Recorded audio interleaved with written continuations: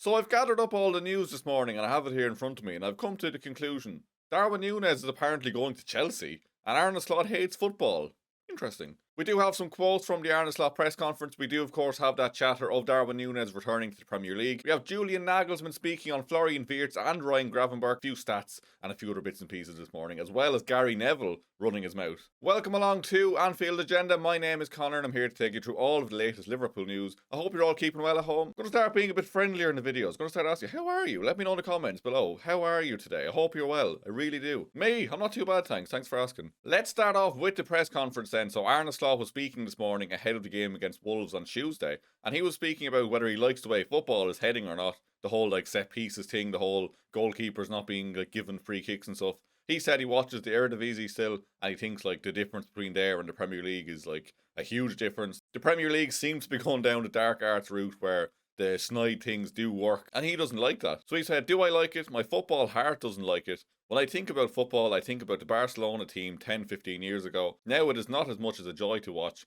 but it is always competitive. I think we'd all agree with that, to be fair. I think football definitely used to be more beautiful, used to be more about nice passing, technique. It used to be more flair in the game. You kind of have this common consensus nowadays that coaches are kind of coaching the individual brilliance out of a lot of players. It is a lot more systematic. You don't have your Ronaldinhos, you don't have your Neymars doing rainbow flicks. You don't have that quite as much in the modern game. And I agree with Arne, I don't really like the way football is heading, but that's ultimately the way it's heading and we have to adapt to that. Whether you like it or not, that is the way it is going currently. Arne Slot on Florian Wirtz's injury then, he says, not anything different to what I said after the game. The game probably comes too soon tomorrow and maybe the game at the weekend. We hope to have him back next week. So it does look like Florian Wirtz will miss the 2 games against Wolves this week. Of course, we do play them tomorrow night as well as Friday being the FA Cup. And it looks like he will be missing for both of those. Hopefully we can get through without him anyway, to be fair. We should be beating Wolves either way. But at least it's not a long-term thing. There was a bit of worry when Arne was a bit vague about it the other day. So hopefully he's back next week. Hopefully it's not going to be a long-running thing. So Florian Wirtz should be back next week. Fingers crossed. Arne Slot on Jeremy Frimpong then on his return. He said, right back isn't the only position where we have struggled, but it stands out most. Having Jeremy back is nice. We have to take into account a lot of games, especially players who come back from injuries. But we know the importance of every game now, but I'm not the only one to have that. I prefer to manage how many minutes he can be given, rather than see him with the medical team. So it is a big boost having Jeremy back, of course. We haven't really had a fit right back in a while. Right back, as Arne Slot has alluded there, is kind of a position that we've struggled to have some consistency with this season. We've seen Dominic Szoboszlai there, we've seen Frimpong there, we've seen Bradley there, we've seen Curtis Jones there, we've seen Endo there, we've seen Joe Gomez there. It is a slot we really haven't been able to settle down due to injuries and a few other bits and pieces. So hopefully Jeremy Frimpong can stay fit. Like Arne said there though, he's going to have to manage his minutes. So I would expect to see Joe Gomez a right back a bit. Maybe Calvin Ramsey gets a run out in the FA Cup, who knows, but it does look like Arne Slot wants to keep Jeremy Frimpong fit, which is pretty obvious to be fair. Breaking news, Arne Slot wants to keep his players fit. That's groundbreaking stuff you get here on Anfield Agenda. Speaking on the top 4 race then, Arne Slot said, so many things have gone against us this season in terms of performances. Only the first half against Forest was not of our standards. It's changed on how entertaining the Premier League is because of playing styles.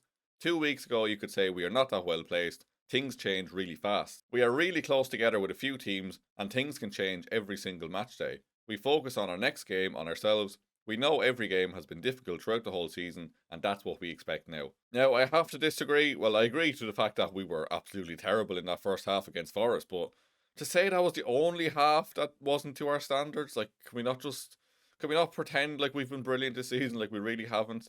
And that's something I'd like to see more from Arne Slot, just more self-awareness, more just, I can forgive some poor performances, but when we have an absolutely terrible game and he comes out and says oh, they're whatever, just trying to put a positive spin on, just admit we were bad.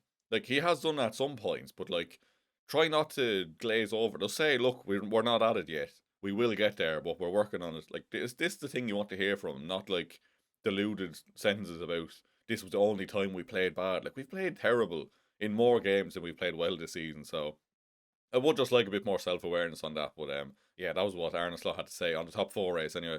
Gary Neville has had his say on the Champions League race as well, and he said, I think United will definitely finish 3rd. I think Liverpool finish 4th, and I think Chelsea will finish 5th. He has Aston Villa fallen a long way there then. I presume he has them in 6th then going by that, but I don't know if I agree with this or not. I think I wouldn't, it wouldn't shock me if Aston Villa fell to 6th with the way they're playing and stuff but I just don't see United finishing above us, unless it does just come down to, like, they have less distractions, we have more games, we have more injuries as well, like, but on paper we should be beating United, we should be getting there.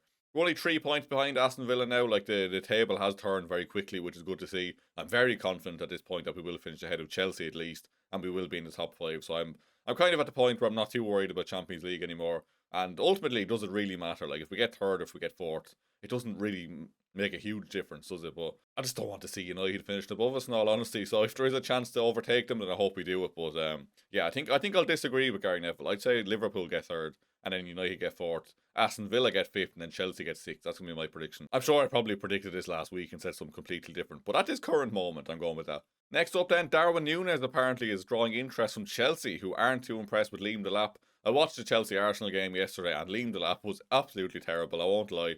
Absolutely awful. I can't say I've watched a huge amount of Liam Delap specifically, but going off that, I can see why they're looking around at other options. Newcastle, of course, have a long-standing interest. They don't seem to be too happy with Nick Voltemade either, or Johan Visa. So Darwin Nunez back to the Premier League. It could happen.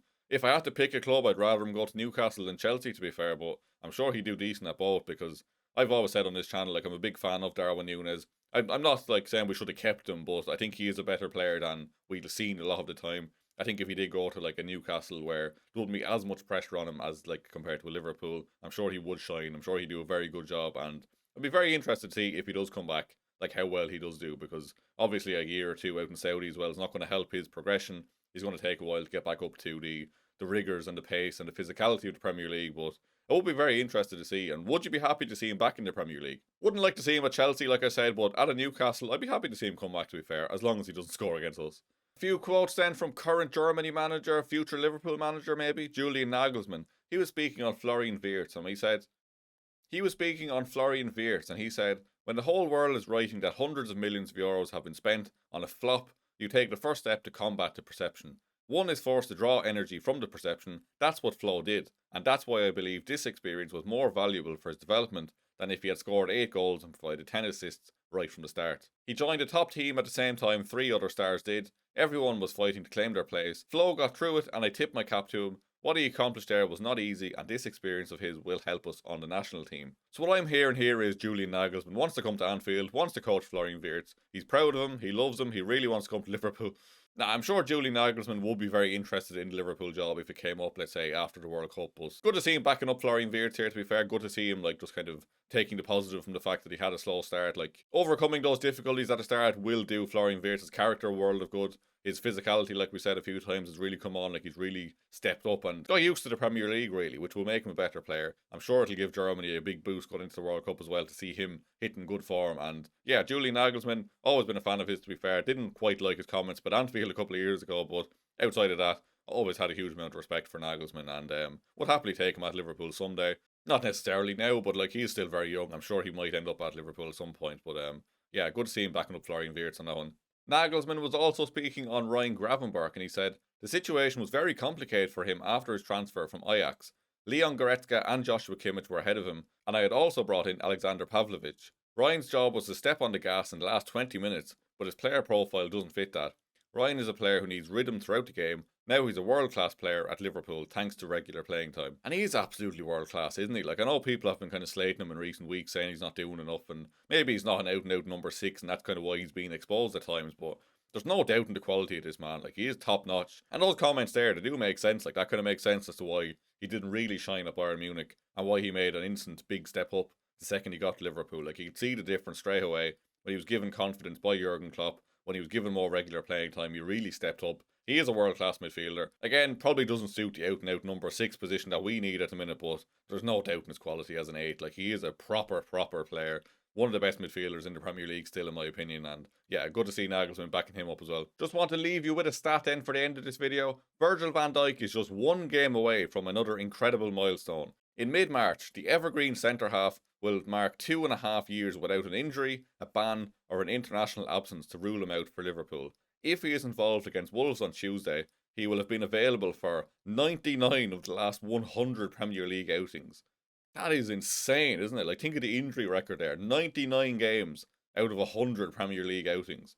Fair play, like, he must look after himself so well. And Mohamed Salah is the same, to be fair. Like, Mohamed Salah, I'm sure, is up there as well in terms of numbers. Like, he would have missed a good few games for Liverpool due to AFCON and stuff like that, but the way these lads keep themselves fit is just incredible. Like, you see players struggling with injuries. Van Dijk bulletproof, Salah bulletproof. I'm sure I've jinxed it now and Bo will get injured on Tuesday, but it really is just testament to their work ethic, to their character, to their persistence, everything. Like, they're just always available. Like I said, completely bulletproof, and that is very important to make a world-class player. Like Lionel Messi never gets injured. Ronaldo rarely gets injured. Van Dijk, Salah rarely get injured. Like, it is a huge thing to actually just be available and be able to play 90 minutes. So, hats off to Van Dijk on that one. That is an incredible achievement. And yeah, hopefully I haven't jinxed it with that one. That's all from me this morning anyway. If you have enjoyed the video, please do hit the like button, hit the subscribe button before you head out. Craig will have a video in the afternoon, and then live again this evening from 8:45, so please keep an eye out for that one. Thank you very much for watching, and I will see you very soon.